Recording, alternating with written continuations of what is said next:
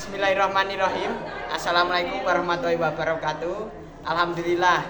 Salawat serta salam mari kita panjatkan kepada Nabi Agung Muhammad SAW yang telah memberikan nikmat dan karunia-Nya. Kaum muslimin rahimakumullah, regenerasi dan kaderisasi sangat penting sebab suatu saat kita pasti mati menghadap Allah Subhanahu wa taala.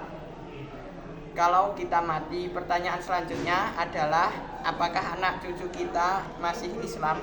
Apakah mereka salat? Bagi yang menjadi kiai, mempunyai pesantren, setelah kita mati apakah pendidikannya lanjut atau tidak? Madrasah atau TPQ sebagai sarana dakwah lanjut apa tidak? Begitu juga yang menjadi takmir, setelah mati masjid ini mati atau lanjut? Anak cucu sanggup melanjutkan dan mengurus atau tidak?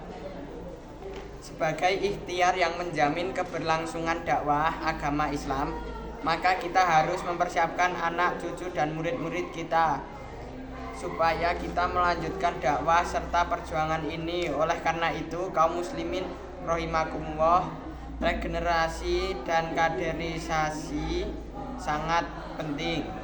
Allah Subhanahu wa taala menyarankan supaya senantiasa mempersiapkan keturunan yang kuat iman, kuat fisik, kuat mental, kuat ekonomi, kuat ilmu dan jihad perjuangannya.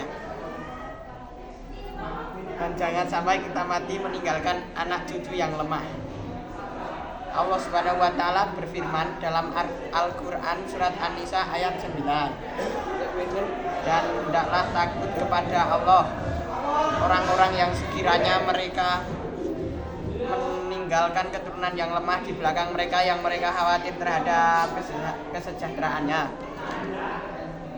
Oleh sebab itu, hendaklah mereka bertakwa kepada Allah dan hendaklah mereka berbicara dengan tutur kata yang benar.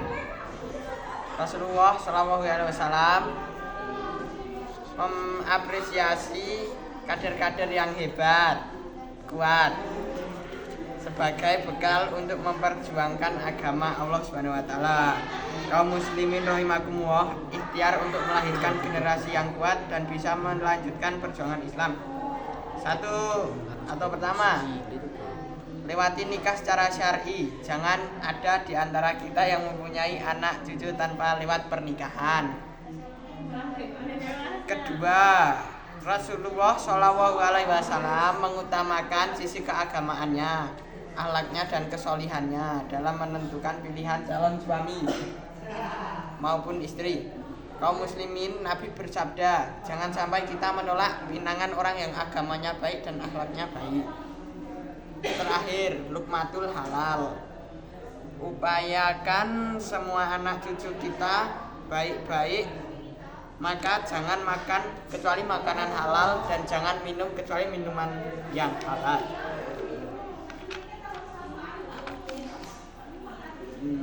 Kalau anak istri kita senantiasa kita beri makanan yang halal dan berkah, insya Allah kelak akan menjadi kuat dan manfaat serta barokah. Inilah kaum muslimin rahimakumullah, tanggung jawab kita sebelum kita ini mati. Madrasah dan dakwah jangan sampai ikut mati. Pastikan anak cucu sholat. Kalau itu bisa kita lakukan, maka berbahagialah, karena kita akan mendapat kebahagiaan yang tidak dapat diutarakan.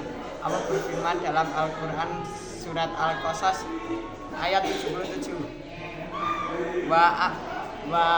Wabtahi fima atakallahu darul akhirata wala tansa nasibaka minad dunya, dan carilah pahala yang telah dianugerahkan Allah kepadamu, kebahagiaan negeri akhirat, dan janganlah kamu melupakan kebahagiaan duniawi.